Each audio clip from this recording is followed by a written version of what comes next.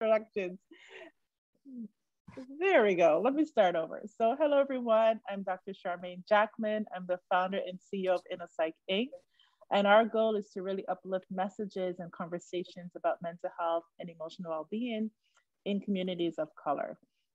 I started an organization 3 years ago called InnoPsych, and our focus is on increasing access and utilization of mental health services. And part of what we found is that people want to engage in conversations about mental health and well-being. So we do a lot of educational programs like this one today that really tries to bring a creative and new look on mental health and well-being. And so honored to have Ruby Taylor with us. I am going to do a quick introduction of Miss Ruby Sunshine Taylor. And also Misa, my assistant, is putting some links in the chat to help you connect to InnoPsych, but also the Financial Joy School. So our guest today, so blessed to have her. I met her through our connection and our membership with the Parentpreneur Foundation. Ruby Sunshine Taylor is the CEO and founder of Financial Joy School, which is a virtual educational platform that provides financial education and investment tools to Black and Brown youth and their families. Ruby advocates for closing the racial wealth gap to make our world more financially equitable. She harnesses the power of financial knowledge to bring connections, application, and education to establish generational wealth for Black families. A traumatic brain injury survivor, Ruby is a disabled Black queer woman, wife, mother, daughter, aunt, sister, and friend who is driven to make our world more equal, joyful, and just. And we had a brief conversation a few weeks ago, and I could speak to the joy that you bring to these conversations. I dropped some of the quotes in our Instagram and people just immediately loved it. And so I know we're gonna have a joyful, truthful, yes, and powerful conversation today. And I can't wait to get started. I also want to add that we both worked in schools with young people as school counselors. And so I just love that connection as well. So welcome, Ms. Ruby. Welcome to this conversation. So excited to have you today. I am excited to be here. Thank you so much for having me. I am a stutterer. You will hear me say a word several times, but it's okay. I'm fine with it. Everybody breathe. Eventually, I will say the right word. And so I like to give that disclaimer because people think that it's like a nervousness. And no, I'm not nervous. It's that I do stutter and I don't allow that to stop me. And so if you know the word Dr. Charmaine, help a sister out. Say it. We can make this interview a whole lot quicker. All right. Got it. Okay. Thank you. Thank you for that. So there's so many places I want to go with this, but again, our conversation today is talking about financial trauma. And, a lot of the work that I do with InnoPsych, part of it, I work with therapists of color who want to start their own private practices. And one of the sessions we talk about is really understanding your money EQ, like understanding your relationship with money and understanding how your relationship with money can impact your decisions as a business owner. And so I discovered this whole concept of money scripts a few years ago. And when I'm telling you, when I share this with people, it's like a whole new world opens up, right? Because it gives a language for some of the dysfunctional behaviors we have around money. Mm-hmm. And so again, so just to locate us in this conversation, when I think about financial trauma, I think about experiences that we've had. When we think about trauma, right, this is some critical incident where we sometimes feared for our life and our well-being or the well-being of others. And so when we think about financial trauma, using that lens, it's where we might have had experiences where we feared for our life, we didn't have enough, or we've had traumatic relationships or really bad things happen in connection to money. So that's how I see it when I frame this conversation. And I know when we talk, Ruby, you talk about generational poison. I think, I have experiences where I had friends steal money from me. I've had experiences where my mom had her own business and her friend who was helping her was stealing money. So there's a lot of trauma around that developed where I don't trust other people with my money, right? I also know that I kind of save. I was raised to save money. I know we're going to get into that. Saving is a very small piece of how to build generational wealth. And actually in these days, it isn't really a way to build generational wealth. But you have to know how to hold on to your money and how to let go of it without tension and anxiety.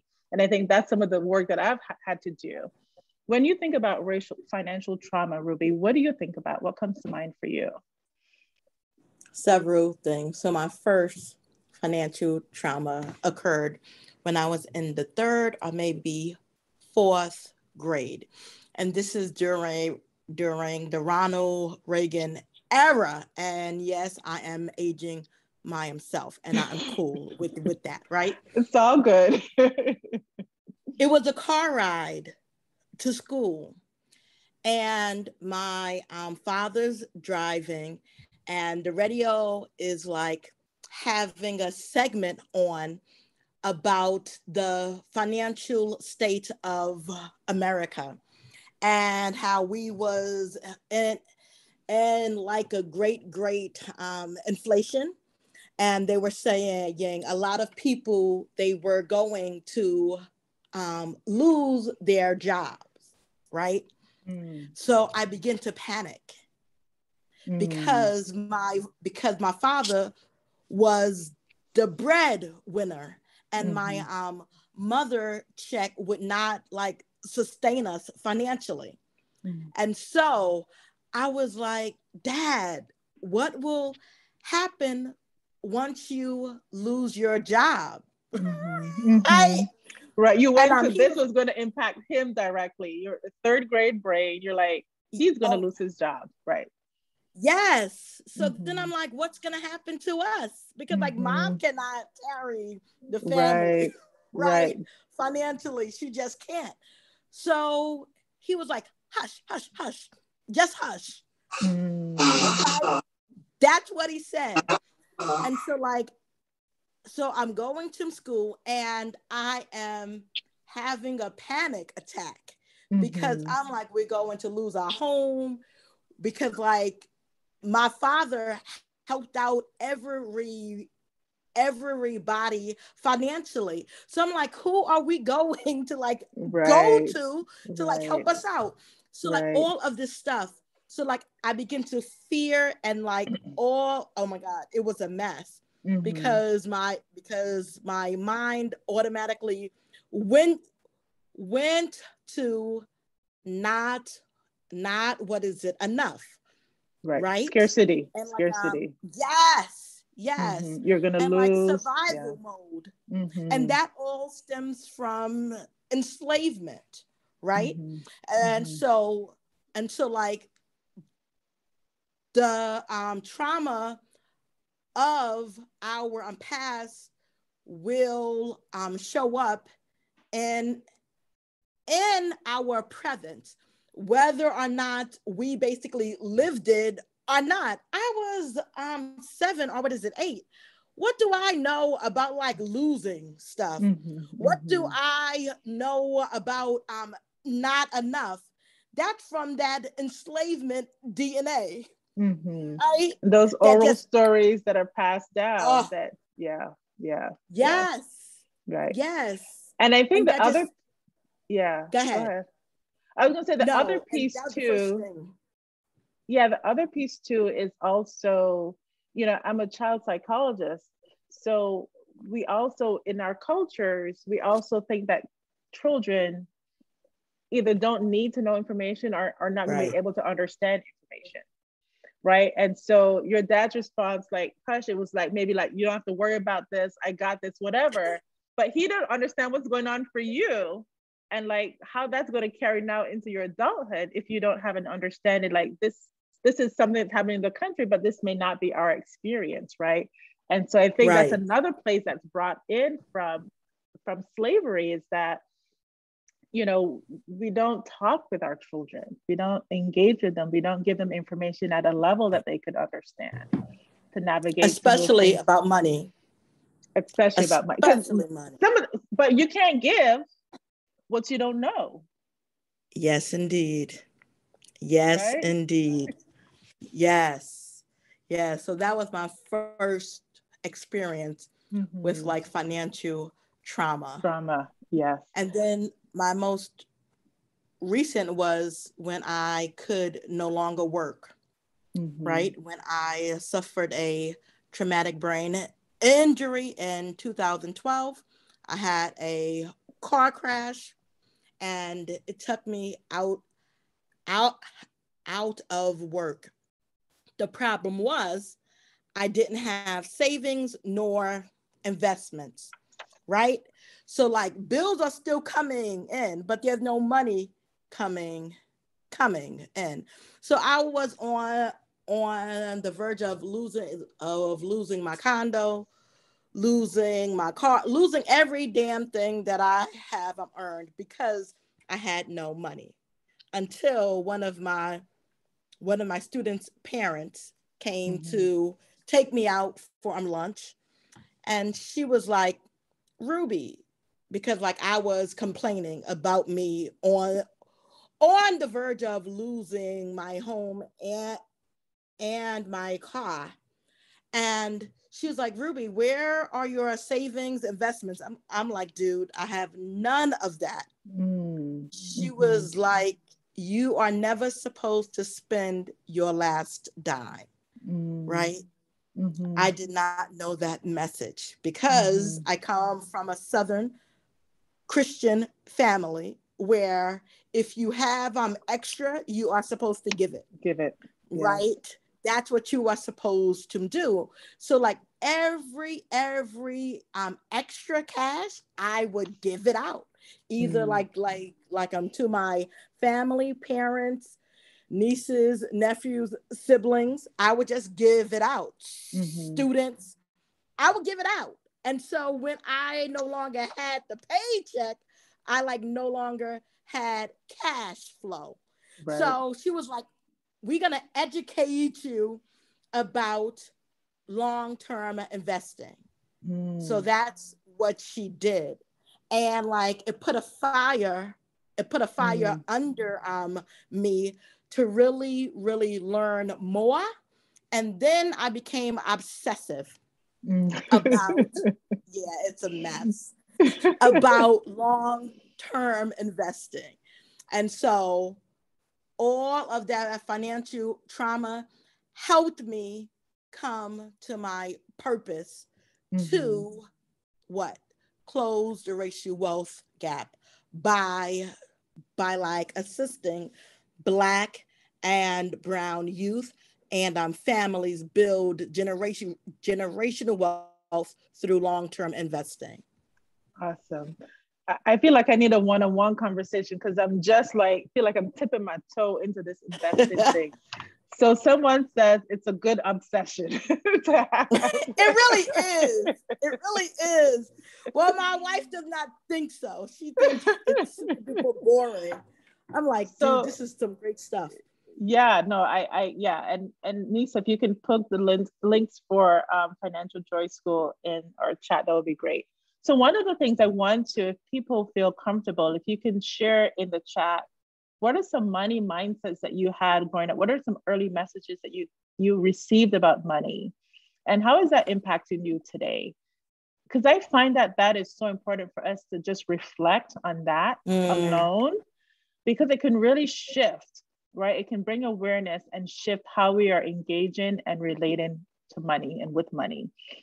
So again, I shared earlier, I was raised to save money, and I had bank accounts from early on. I had a little piggy bank. And so my parents taught me about saving money, and I'm a good saver. Like I save money. I will do, as a business owner, I will do as much as I can on my own without hiring other people who are experts to do it. So there was a point where I realized, like, even though I was saving money, it was interfering with my ability to progress as a business person, because I was making decisions on almost like it was also developing the scarcity mindset around money. Like I have to save, that means I don't have enough, or I'm going to lose it, right? And so that really created a lot of anxiety around how I dealt with money. And so I'm on a mission as well to really educate myself and my kids and people around me around their money relationships. So some people have posted, and while I look at those, so you have turned a trauma into a business that helps other people. Tell me, what have you learned on your journey so far? And tell us a little bit about Financial Joy School. Okay, Financial Joy School started off with a card game called Legacy, which helps players learn how to build generational wealth through 5 amazing rounds. We have the career round, investment round, savings, asset round, and life events, because life happens. You were supposed to help me out. You like knew that word that I was trying to say, Dr. Charmaine. And so you're getting there. You're getting there. And so like from the game, people, they were like, what's next? Right? Mm-hmm. Now that I know that I like don't know, where do I go to really, really learn? Mm-hmm. I begin to research places to basically send them, but everything had a price tag, and it was usually a high one. And so I'm like, bump that. I can do this for free. I could just create a website and like give that information free. And so that's what I did with like Financial Joy School. It is a free financial education platform to help people learn how to become long-term investors. Ooh, okay. And we need to figure out how to get that game. So thank you for sharing that. I think that's really powerful. People are sharing in the chat that they learned money was scarce. They learned that they had to save money. A lot of people on saving money. Income tax was used for fun stuff instead of saving. Saving every penny, right? Scarcity. Lots of themes there that we're seeing. Yeah, it didn't have positive advice, save money in the bank book. So lots of messages about saving money, giving it away, hoarding money, right? And I think it really, again, I said that, our parents are teaching us what they know, right? And so how are we going to shift that narrative for the next generation?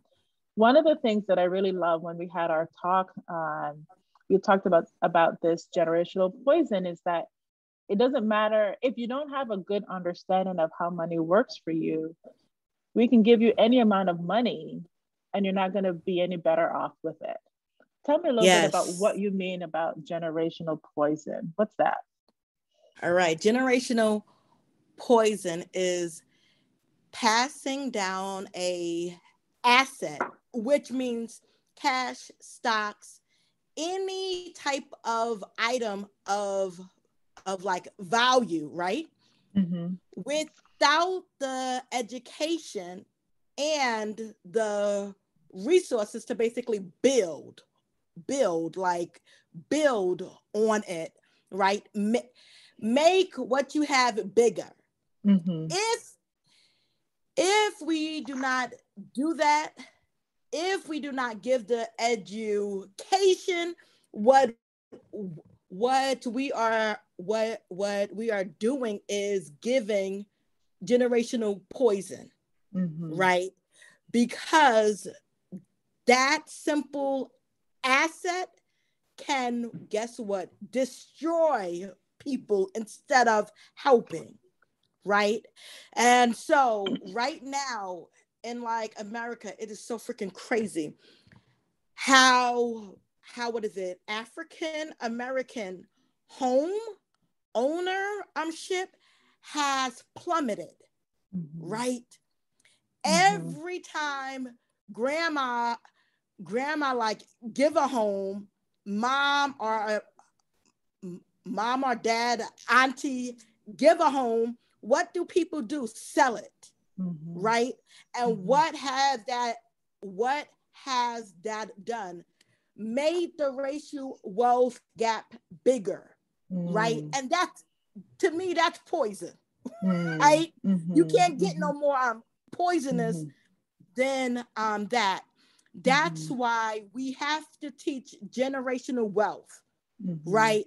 Not just passing down assets, but passing it down with the education and resources, and guess what?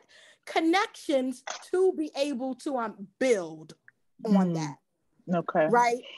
And so that's what generational poison is: giving assets without education. Woo. All right. Given assets without education, generational poison. I really love and hold on to that, because some of the people, there was someone who mentioned here, right, a way that we invested was through home ownership, right? Having home and property. And I've heard, just within my friendship circle where, grandparents, great-grandparents left land and homes, and then the family members can't decide on how to work together to do that, so they sell it, right? And so, like you were mentioning, that really then impacts your ability to build and grow. So when you talked about the racial wealth gap, I want to really bring it home to some numbers. And I'm sure you have some of your own. But I want to share here in Boston, so I'm in the Boston area. So a few years ago, in 2015, the Federal Reserve Bank of Boston put out a report on the net worth and racial wealth gap. And what they found was that on average, a Black Bostonian net worth was $8.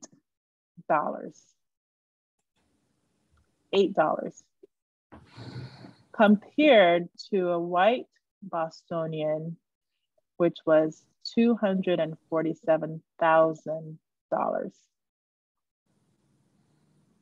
And so there was a lot of conversation about what that meant. There were, I'm happy to share that resource. There were, they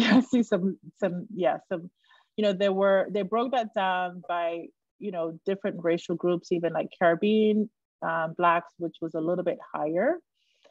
But it really spoke to that impact of redlining. For those of you not familiar, it's the way that the town and towns were cut up, what areas were deemed as good, quote unquote, good areas or investable areas, which were not. Predatory lending practices and discriminatory lending practices, which kept a lot of Black and brown families from home ownership. So when we talk about financial trauma, we also have to bring those systemic policies and oppressive policies that impacted us to even get the home ownership, right? And so I think when you don't pass on that knowledge, like what your home means, right, and what it can do for a family and a generation is so important. What numbers you have to add to that? Where have you seen the impact of racism and systemic oppression in the work that you're doing? I know there's some stuff you're uncovering as well. Well, according to social impact policy research study, they said by the year 2053, the median net worth for Black people will be 0. And for like Hispanics, it will take until 2073. I can send you that information, right?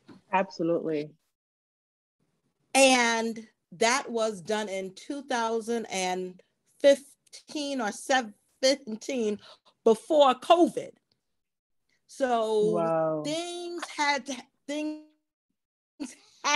to drastically change to basically avoid that. But things have gotten drastically worse for people of color, right? So instead of 2053, it may be sooner. If we don't learn how to make our money work for us instead of us always working for our money. And one way is through investing. All right. So, we don't have enough time to do a course in investing, but what are some things you would say? What are some resources? Let's even not even resources. Let's start with mindsets. What do people have to in their mindsets to kind of understand the power of investing? What needs to change? First thing first, right? It has been a lie given that the stock market is gambling, right? And many people believe that lie, right? Gambling, what is gambling, right? It's a game of chance, right? There is no skill, there is no education that can give you a better outcome, right? That is gambling, right? A game of chance. The stock market is not a game of chance. And I think, can I pause? Because then when we add the spirituality piece, right? People of faith don't believe in gambling.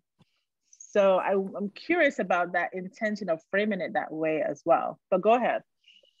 Yes. And so then I went to an event Saturday, 2 weeks ago, speaking to the young people about investing. There was a bank there, and he was an older African American man, and he was like, investing is gambling. And I said, help me, Holy Ghost, right? sir, you're loud and you're wrong, right? Number one, let's just break down the truth, okay? Every institution, whether college, whether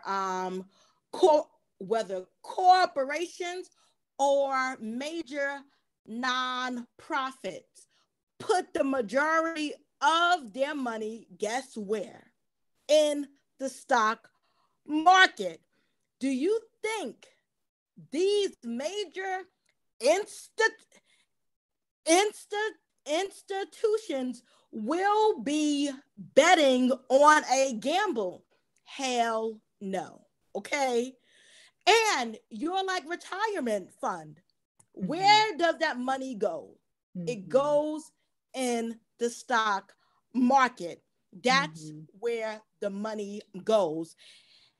There was a recent research. It was either 85 or like 95% of what is investing money comes from rich people. Do you know how crazy that is? Because they are a small fraction of the population, right?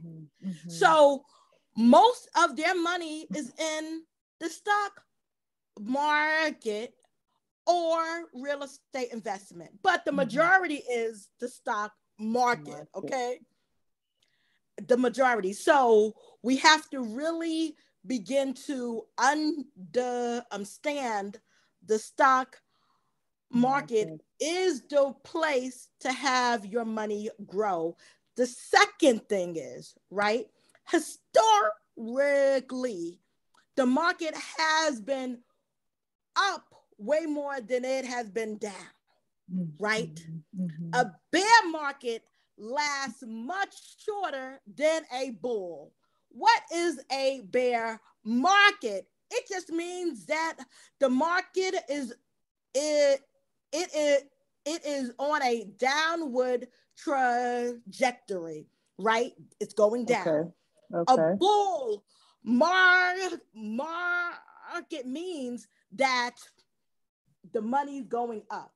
The stock market is just going higher. A bear market lasts anywhere from 6 months to maybe 18 months, right? Okay. A bull market can last from 3 years up until 10. Okay. And so like even when the market is down, it's gonna have way more ups than like downs if you are a long-term investor. I'm not talking about options. I'm not. Right. That is a form of gambling. Like the That's day not trading. what I'm talking about. Gotcha. So I'm going to what I'm pause you talking for a about is- second here. Go ahead. I want to hear from folks, if you can put in the chat, how were you raised to think about investing in the stock market? I want to kind of hear what people Yes. But that was so powerful, Ruby. And I've heard about the bull and the bear, but I didn't even know what those things meant. And I wouldn't tell y'all how old I am. So thank you for that very clear and simple explanation of the bear market. And that's why they have the bull in front of the stock market now. It makes sense. Yes, because they want that bull to run. That's what they say. Yeah. It's running in the upward motion. Okay. So we have to understand, we have to shift our perception that investing is gambling, and to also understand the trends, right? So the ups and downs of the market, and there are more ups than there are downs. Yes, and then the last piece is because of inflation, you are losing money in your savings account. Your money value will not be the same. It looks the same, but like, guess what? The value is not the same. It is less because the daggone interest rate is like a fraction of a penny. So you're not getting nothing. We're helping them out by putting our money there. Oh, yes. Oh, yes. They love it. They love it. They love it. Yeah. So some of the things people are saying, it's a rich man's game. Some people talk about investing was very gendered, right? Something that men did. Some people said that was not even a conversation or option about investing, right? So there's a lot of information that we don't even understand about the power of investing. So I hope people, by the end here, people kind of shift that mindset, right? This is a place to start. And again, I just acknowledge that investing was not something I was raised to think about. I grew up on a small island, and you worked hard. You had the pension from the government, and that was it, right? And so how are we continuing to build on the messages that we have learned? How do we grow from those messages and understand how to make our money work for us? When I grew up, right, I know some of you mentioned having a little bank book. I had my bank book. I would go to the bank every week and watch my money grow. Back then, there was interest was, I don't know, like 5%. I mean, the interest was something. Now it's like you said, it's a fraction. It's like 0.01%. In the 80s and the 90s, right? Interest rates was like 8%, 10% on a savings account. That is freaking amazing. Those days, we're not going to get them back. Okay, those not coming back. Those days are over with, right?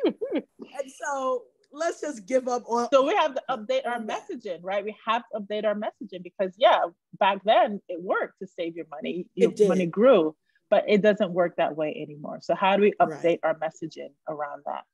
Awesome. So so you some steps in terms of thinking about how to rethink investing. I really love that. The other thing that I would, when we think about starting a healing journey towards money, and Nisa, if you can put in the chat, I do this, it's a free quiz that's called the Money Scripts Inventory. It's developed by these two psychologists called Brad Clance, a dad and son duo called Clance. And it gives you 4 scripts, and the 4 are money avoidance, money vigilance, money status, and money focus. And so it really, really shows you kind of how you think about money and your beliefs about money. So I kind of grew up believing that money was something kind of dirty, people were greedy, right? And so that for me, then I never really kind of wanted money, right? I always wanted to be comfortable. Some people, they call it money focus, where you're so focused on money that you overspend or you try to live above your means. So that inventory, I encourage everyone to take it. It's free, but it gives you a sense of what your beliefs about money are and how that can impact how you relate and engage with money. So that was a really a start for my own healing journey around my financial trauma around money. Lisa, if you can put that link in the chat again, that really helped me to understand what my beliefs were about money and how to shift those, right? That those were just beliefs that aren't often based on any fact, right? You're and right. I think many of us, I know our group, there are a lot of mental professionals in our network, and then therapists are like the worst when it comes to, we don't want to deal with money. We want to avoid money. We don't want to talk about money with our clients. And so that just adds another layer, because we come to this field with caring and want to help other people.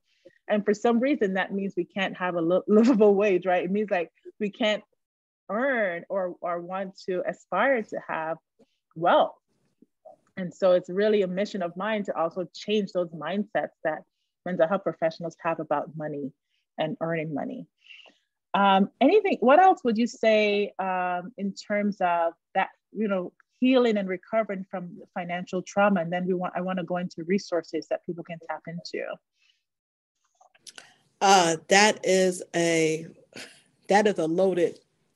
That's a loaded question, right? Mm-hmm. What, especially for people of color,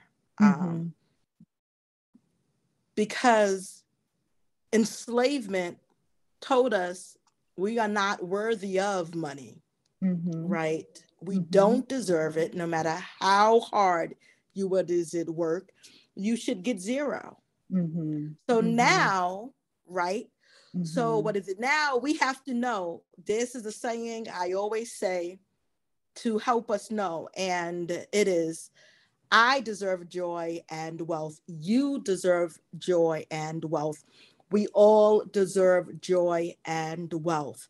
And we really have to not only say it, but also believe it, right? And what is it? You don't have to. Go ahead. I was just going to repeat it. I deserve joy and wealth. Yes. I love that. Oh my God. I love that, Ruby. Yes. And so then once we begin to like feel that truth, live that truth, activate that truth, we will become intentional about guess what? Our healing, right? And then intentional about our wealth building, right? If you are emotionally bankrupt, you will be financially bankrupt. If you are emotionally wealthy, you will be financially wealthy. What do I mean? Boom. My family, I love them. I love them to life, right? But all of the trauma have like compounded. So what happens? My what is it? Amazing parents. I love them dearly, right? they are enablers, right? So what does data do? That let your children know you do not trust them enough to make it happen for themselves. They don't have it, right? So what does that do for my, amazing parents? That basically fills a void they have, because like somewhere there's some, emotional things that has really created brokenness, and like they are trying to basically repair it with things. Right? And so then that whole cycle, it just continues. And manifests that just creates more problems and not solutions. I had to stop giving my parents money. I can't give them cash anymore. The reason why, it goes through the same cycle. Right? The same daggone cycle. What I will do, if they like need something, I will purchase it. I don't give my siblings money. I used to. I don't give my nieces and nephews money. I used to. What I do, my wife made me see this. She was like, Ruby, why don't you put money in a fund for them? So every time they're like, I need $100, right? And your heart wants to give it because like that's what you've been taught. Yes. Right? Yeah. I put it in the fund, right?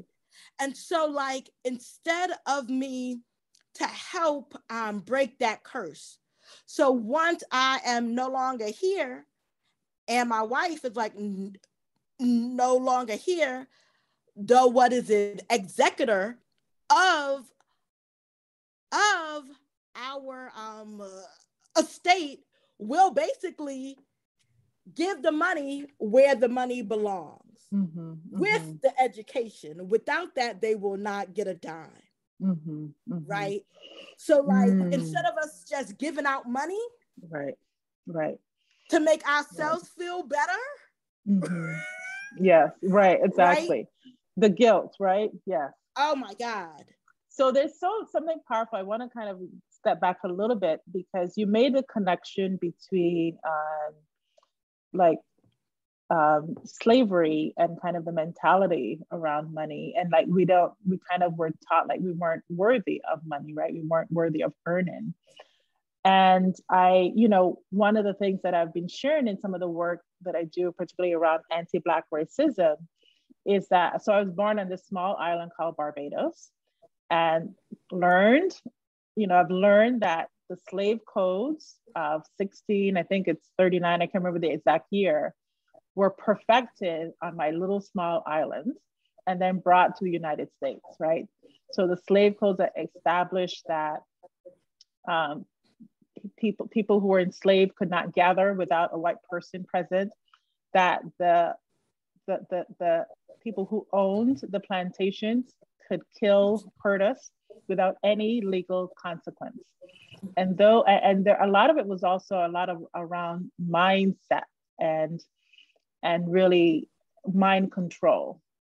And so, like, we are no longer on the plantation, but a lot of that mentality is still very present. And that Bob Marley song and Marcus Garvey's work around emancipating ourselves from mental slavery, like that is the work. And so when you say about if we don't have emotional health and wealth, that it doesn't matter how much money we have, we're not going to be able to do anything with it.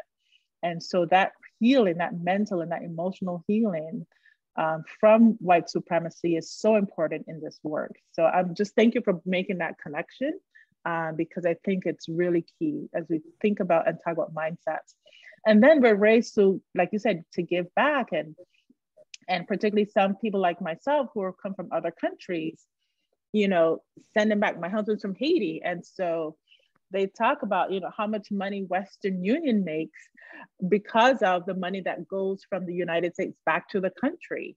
And I think there was one president, I can't remember which president, actually wanted to use that money to actually to tax that money from Western Union, people would send back to actually build schools and build a better school system.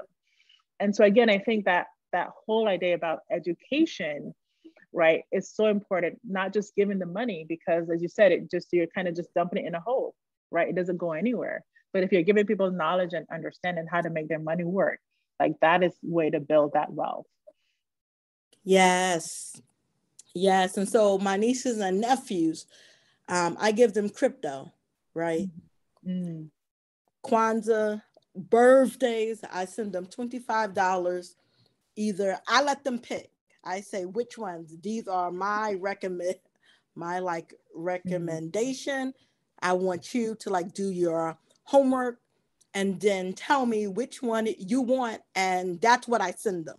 Mm-hmm. Right. Mm-hmm. I no longer give them money and what is a gift that will not help them build generational wealth. Mm-hmm. I'm not going to do it, period. Yeah. Yeah. And so there's a comment, and I want to open up for questions. I know we've been talking a lot, but this has been so educational for me as well. I think there's a question here, right? Sometimes your family members need the money, ASAP. There's something that's happening. And so how do you maybe start to maybe message and create boundaries around that, right? So how do you, because, there's a dynamic that's set up that pretty much you're the bank, right? So if they don't have it and they need it, don't come to you, right? So how do you, and if you're not going to give it to them, then there's this guilt, right? There's this this familial obligation and guilt that if you don't give it to them, that something really bad is going to happen to them. So how do you start to maybe even educate your family members or friends that this is not a dynamic you're not going to kind of continue to perpetuate? Like, how do those conversations happen? I'd love your insights on that, Ruby. The first thing first, you have to feel worthy enough to be able to say no, right? To say no takes a lot of effort, especially when you have it, right? When you have it, it takes a lot of effort. You have to know, I am worthy to say no because my worth does not come from my money. Oh boy. Okay. Right? My relationship with you is way more valuable than the money that I have. And so I'm a believer in God, right? I believe in God. Nobody has to. It's just my own personal belief system, right? The most powerful thing I can do is pray for someone. The second most powerful thing is to listen to that person. The third most powerful thing is to say, how can I support you outside of me giving you money? Is there a resource that basically I know that can help you? Sometimes they don't want that. They just want the money, and that's okay, because my worth, me, Ruby, the spirit, is way more valuable than $1. I don't care what amount. And so what is it? It changed the family dynamic. They was mad for a long time. Some of them are still pissed off.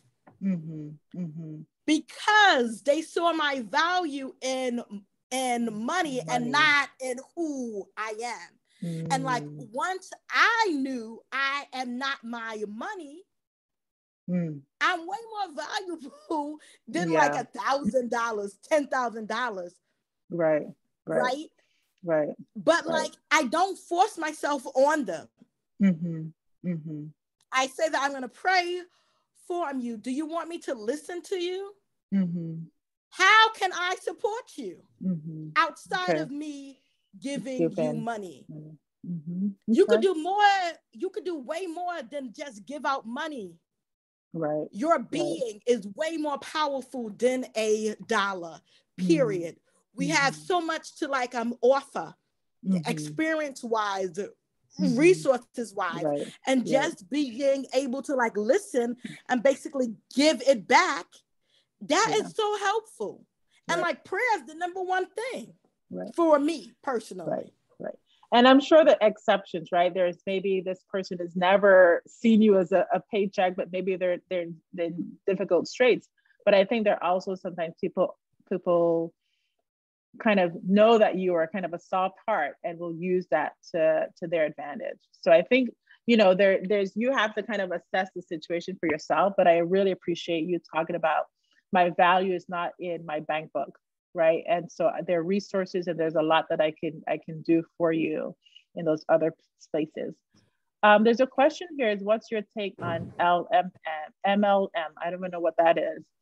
And then any resources you want to share. We've been dropping Financial Joy School and your IG in our chat. But any thoughts on MLM or MLM? Or any other resources you want to make sure you leave with us before, because we're almost out of time. I can't believe this has gone so fast. This is just my own view. MLM is a hoax. What is it? It is it's a sham. It's one of those what is it called when like you build on this. You like get a pyramid like this scheme, many pyramid scheme. Yes. Or multi-level marketing. that is all it is. The people at the top get richer, the people in the middle don't, the people at the bottom get like nothing. When you are paying people, right, to be a part, to get some more money from other people, you know, you don't believe in yourself enough to basically find what God is like giving you to basically build on. You're building on things somebody else's dream that is selling a lifestyle. That's what they're selling, a lifestyle. They show you all of this glamour, all of these cars. Look what so-and-so got. I'm always weary of people showing me what they have, right? I'm always weary. So like, to me, that's my own personal opinion. It is a pyramid scam. And like, that's what I believe. There is a lot of different ways you can make money outside of that. Outside of that, just my own thoughts. Right. Doesn't mean that it is factual, just my own thoughts. Any events you have coming up? I know we know how to connect to the Financial Joy School. It sounds like this is a free resource. Is it courses? Like what when we come to your website, what will we get?